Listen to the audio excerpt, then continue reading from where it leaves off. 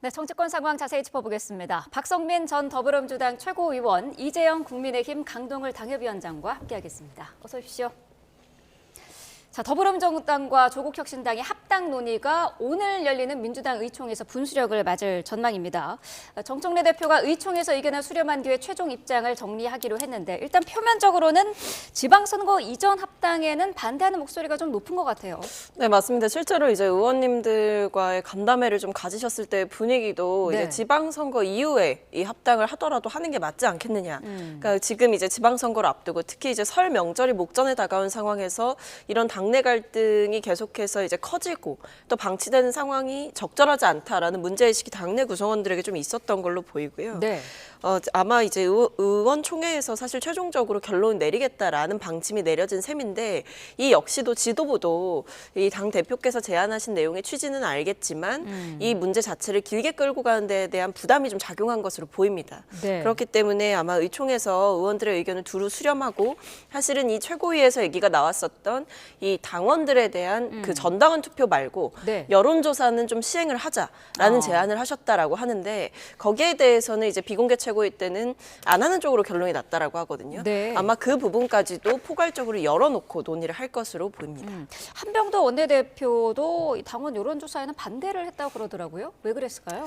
그러니까 아무래도 이제 당시에 좀 팽팽했다라고 얘기를 하더라고요. 네. 이제 들려오는 얘기로는 당시 이제 뭐 정청래 대표를 비롯해서 뭐 일부 최고위원들은 뭐 당원 여론조사까지는 해볼 수 있는 거 아니냐라고 말씀을 하시고 네. 이제 일부 이제 반대하시는 또 반대편에서는 이제 여론조사를 한다는 것 자체가 일종의 당원들의 여론을 어떻게 보면 좀 보이게 하는 효과, 그러니까 일종의 언론 플레이 효과 혹은 몰아가기 효과가 있을 수 있다라는 점을 들어서 좀 강력하게 반대를 하셨다고 하는데 네. 아마 여기에 대해서 여론조사를 시행하게 되면 이제 합당 절차에 공식적으로 들어가는 거 아니냐라는 우려들도 좀 존재했던 걸로 보입니다. 네. 그래서 그런 좀 불필요한 오해는 아니면 더 이제 많아지는 확전이든 이런 부분들을 한병도 원내대표 입장에서는 여기까지는 확전하지 않는 것이 맞다라는 판단을 하신 게 아닌가 생각이 됩니다. 네. 국민의힘 입장에서는 지금 상황 어떻게 보고 계세요? 뭐 국민의힘의 입장이라기보다는 네. 밖에서 보면은 안 될 것 같아요. 이번에는. 합당이요? 네. 제일 중요한 거는 정청래 대표가 뭐 직접 하진 않았다고는 하지만 그 전준철 변호사 특검으로 이제 후보를 추천하지 않았습니까? 네. 거기서 드러났던 당청 간의 갈등, 뭐 극도로 극심하게 심하게 보여줬는데요. 그것을 계기로 해서 한 발 물러서지 않겠느냐. 이게 이제 지금 정치판에서 나오는 해석입니다.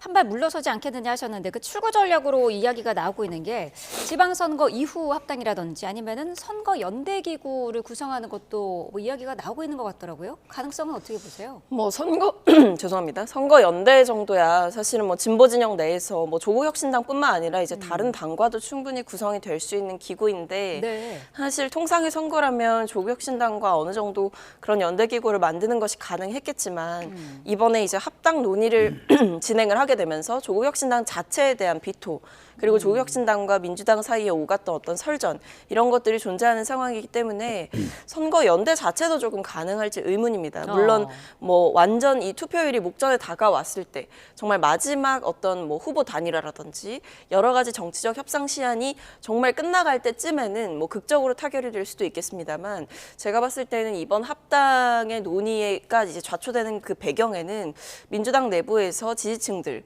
이 약간 조국혁신당에 대한 어느 정도의 좀 반감 정서를 드러낸 바가 있어서 네. 선거 연대기구 자체가 가능할지 좀 의문이다. 그래서 결과적으로 지방선거 이후에 이 합당을 하자라는 것이 유일한 출구 전략이 되지 않을까 싶습니다. 네.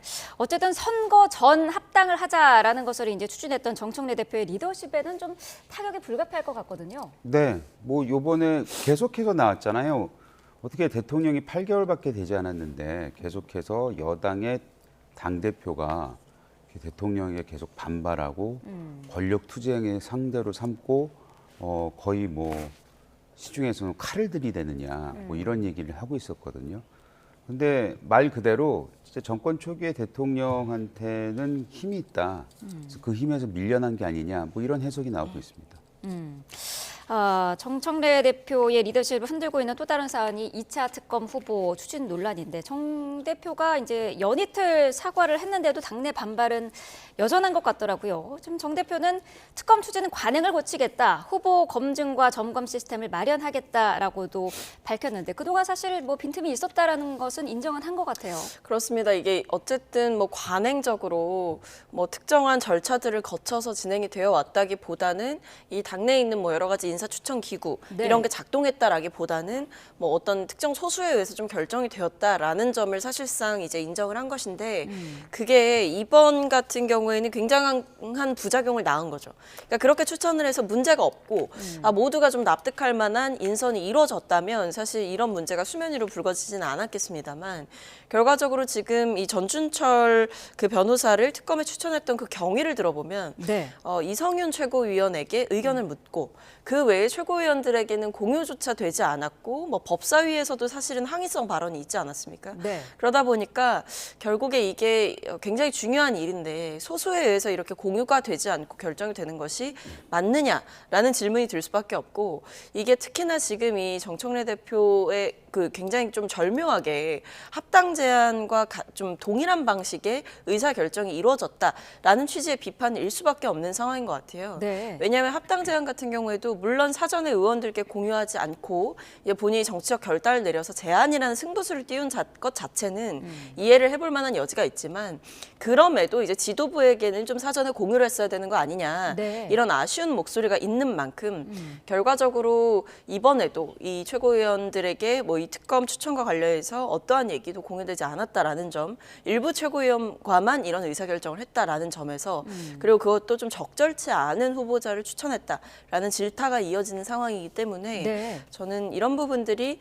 오히려 합당과 직접적으로 연관된 사안이 아님에도 합당 제안이나 이런 부분들을 이 당내에서 받아들이지 못하게 하는 좀 가장 큰 요인이 되기도 할 것이다 이렇게 보입니다. 네, 어제 황명선 최고위원이 이성윤 최고위원에게 소리를 치는 그런 장면도 노출이 됐는데 지금 뭐 민주당의 분위기라든지 상황 이런 것을 고스란히 보여주는 그런 장면이었던 것 같아요. 그렇죠. 그 특검에 대해서 그 본인들이 잘 절차를 밟지 않았고 몰랐다라고 얘기하기에는 너무나도 중요한 사안이고 네.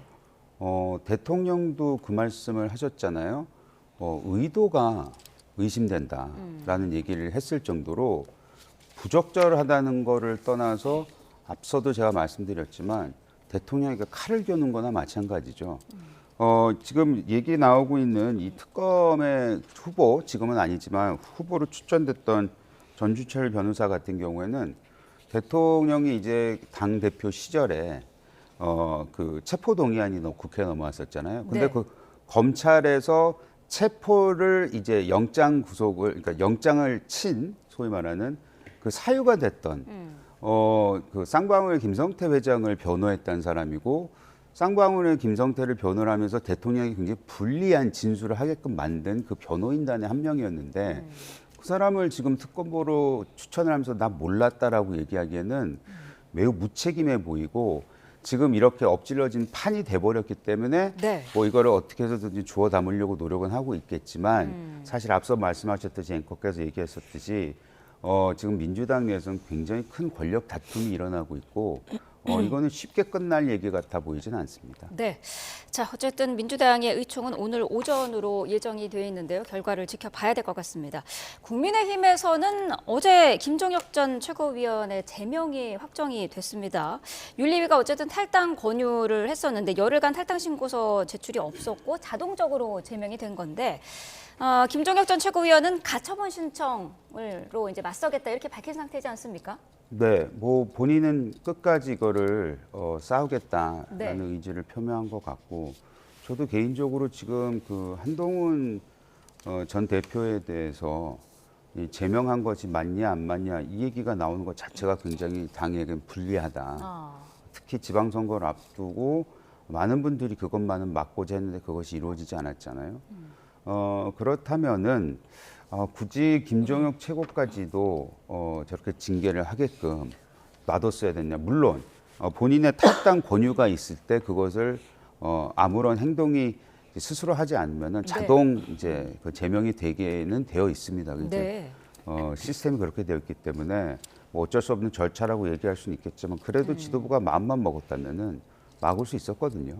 그걸 안 한 걸 보면은 당내 갈등이 최고로 지금 치닫고 있는 게 아닌가라는 생각에 대해서 매우 우려됩니다. 네, 친한계에서는 숙청 정치냐 이렇게 반발이 나오고 있습니다. 어쨌든 지금 국민의힘 내부에서도 법적 다툼이 시작될 것 같은데 민주당에서는 어떻게 보고 계세요? 뭐 저는 일종의 그 윤리 위반 데스노트가 있다 아. 이런 생각이 들어요. 결국 이제 한동훈 전 대표뿐만 아니라 이제 김종혁 전 최고위원 그 외에도 지금 보면 뭐 서울시당 위원장을 맡고 있는 배현진 의원에 대한 뭐 윤리 제소가 있었다라고 알려지고 있지 않습니까? 네. 그러니까 뭐 결론이 그건 어떻게 날지 좀 지켜봐야겠습니다만서도 결과적으로 이 당 내부에서 정치적으로 친한계들을 이제 완전히 숙청하기 위한 도구로서 윤리가 활용되고 있다라는 점은 자명한 사실인 것 같고 그리고 징계의 사유 자체도 뭐 당원 게시판에 가족들이 글을 썼다. 뭐 부적절했고 그게 징계의 사유가 될 수는 있겠습니다만 제명의 사유인지는 의문이다라는 것이 제가 봤을 때 중론인 것 같고 네. 김종혁 전 최고위원에 대해서도 사실 뭐 당대표를 향해서 굉장히 좀 비난의 말을 했다라는 이유로 이게 이렇게 탈당 권고를 받고 당에서 내쫓길 일인가. 네. 그럼 장동혁 대표에 대해서는 이런 반구, 쓴소리도 하면 안 되는 것인가. 그렇다면 또 한 가지 드는 반문은 친한계를 향해서 굉장히 강도 높게 비판을 이어가고 있는 이른바 장동혁계 사람들의 그 발언은 윤리 제속감이 아닌 것인가. 그러니까 징계감이 아닌 것인가. 그 언어, 그 비난의 언어 자체가 문제라고 한다면 그 수위도 만만치 않습니다. 그러니까 거기에 대해서 특히 정치는 이제 말로 하는 것인데 이것을 이렇게 통제하기 시작하고 장동혁 대표에 대해서 뭐 자유의지의 총합 이런 표현을 써가면서 이제 윤리위가 굉장히 비호하려고 하는 듯한 이런 모습을 보여주는 것 자체가 국민들 입장에서는 코미디다 이런 생각이 네. 들고요. 특히나 지방선거를 앞두고 이렇게 정치적으로 차근차근 이렇게 한 명씩 제거를 해나가는 모습이 네. 이 장동혁 지도부가 지방선거 승리를 포기했구나 이런 확신이 드는 대목이라 저는 뭐 그 배현진 의원이 장동혁 대표를 찾아가서 본회의장에서 항의를 하는 그런 장면들도 굉장히 인상 깊게 봤는데 네. 그게 결국 지금 장동혁 리더십의 한계를 보여주는 장면이다 이렇게 보고 있습니다. 네, 말씀하신 대로 어제 본회의장에서는 배현진 의원이 장동혁 대표를 찾아가서 얘기를 하는 장면이 화제가 됐었는데 윤리위가 나를 흔드는데 대표의 뜻이 뭐냐라고 따져 물었다는 거거든요. 어떻게 보셨어요? 지금 그 배현진 의원에 대해서 윤리 회부된 부분은 이것도 굉장히 부적절하다라는 얘기가 당내에서 지금 나오고 있어요. 네. 배 위원장이 지금 윤리회 회부된 사유에 대해서는 이제 윤리회 회부했던 그 신청했던 사람이 본인이 어떤 이유를 했다라고 이제 얘기는 되어 있는데 공개적으로 얘기를 했는데 그 이유와 사유를 들어보면은 이거는 윤리회 회부감이 아니거든요. 그리고 거기에 대해서 서울시당의 부위원장들도 어제 성명서를 냈습니다. 이거는 부당한 윤리회 회부다. 네. 근데 장동혁 대표가 저렇게 진행을 하는 이유가 그럼 왜 하느냐에 네. 대해서 질문이 나올 수밖에 없는데 지금 고성국 우리는 이제 평론가 당원이라고 얘기를 하는데 네. 고성국 씨에 대한 그 서울시 윤리 회부가 지금 안건으로 상정이 되어 있습니다. 네. 그 부분에 대해서 특히 그 전두환 전 대통령의 사진을 걸어야 된다 당사에 그런 얼토당토 말도 안 되는 얘기를 하면서 거기에 대한 이제 윤리 회부가 서울시로 되어 있는데 네. 거기에 맞대응하기 위해서 배현진을 저렇게 한 거 아니냐 뭐 이런 얘기가 나오고 있어서 만약 그게 사실이라면은 글쎄요 당이 진짜 잘못된 선택을 하고 있는 것이 아닌지에 대해서 많은 당원들이 지금 걱정하고 있습니다. 내일 이제 윤리위가 배현진 의원에 대해서 소명을 듣는다고 하는데 징계 절차가 강행될지도 강한 처분이 나올지 궁금한데요. 어떻게 예상하세요? 배현진 위원장에 대해서 지금 서울시당 위원장이니까요. 배현진 위원장에 대해서 이 건으로 강한 처벌을 하게 된다면은 네. 진짜 의도가 매우 안 좋다고라고밖에 볼 수 없는 것을 이제 천하에 공포하게 되는 거기 때문에 네. 공표하게 되는 것이기 때문에 과연 그 선택을 할지 저는 좀 지켜봐야 될 것 같습니다. 네. 자, 장동혁 대표는 친한계에 이어서 윤 어게인 세력으로부터도 압박을 받고 있습니다. 박성훈 대변인이 일전에 윤 어게인과 함께 갈 수 없다라고 발표한 것에 대해서 전한계 씨가 이거 장 대표의 공식적인 입장이냐 3일 안에 답하라 이렇게 시한을 걸고 요구를 했거든요. 어떻게 보셨어요? 뭐 이거는 이제 장동혁 대표가 이 당대표가 되는 과정에서 거의 뭐 사채를 끌어다 쓴 거죠. 그러니까 저는 그 빚이 빚이 그리고 이자가 눈덩이처럼 불어났다라는 생각이 들고 사실 시한을 걸고 이렇게 요구를 하고 그 뒤에 만약에 장동혁 대표가 특정하게 그리고 명확하게 답을 하지 않는다라고 하면 또 유튜브발 어떤 여론전이 시작이 될 겁니다. 근데 그거는 장동혁 대표 입장에서는 굉장히 좀 두렵겠죠.